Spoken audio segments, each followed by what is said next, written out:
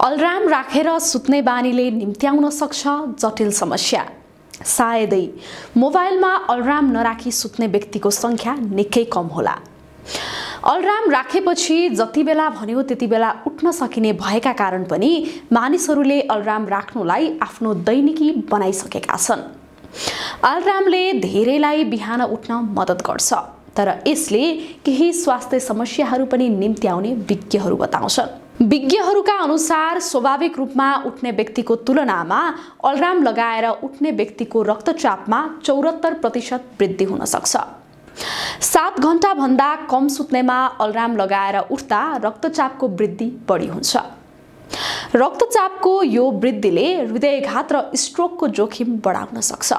विशेष गरी यो जोखिम पहिलेदेखि हृदय रोग वा उच्च रक्तचाप भएका व्यक्तिहरूमा उच्च हुन्छ। अलार्मले अचानक गहिरो निन्द्राबाट जगाउँछ र यसले स्लिप एटिया पनि निम्त्याउन सक्छ, जसमा व्यक्तिलाई 2 घण्टासम्म आलस्यता महसुस हुन सक्छ। अलार्मले तनाव स्तर पनि बढाउँछ, यसकारण नियमित रूपमा अलार्मको प्रयोग नगर्नुहोस्। 7-8 घण्टा पर्याप्त निद्रा लिनुहोस्, जसले तपाईलाई स्वाभाविक रूपमा उठ्नलाई मद्दत गर्छ। अर्को भनेको तपाईको कोठामा प्राकृतिक प्रकाश आउन दिनुहोस्, ताकि मेलाटोनिनको उत्पादनमा कमी आउन सक्छ, जसले स्वाभाविक रूपमा उठ्न मद्दत गर्छ। सुत्ने र उठ्ने तालिका सधैँ एउटै बनाउनुहोस्। यसो गर्नुभयो भने पनि तपाईलाई बिहान उठ्नमा सहयोग हुनेछ।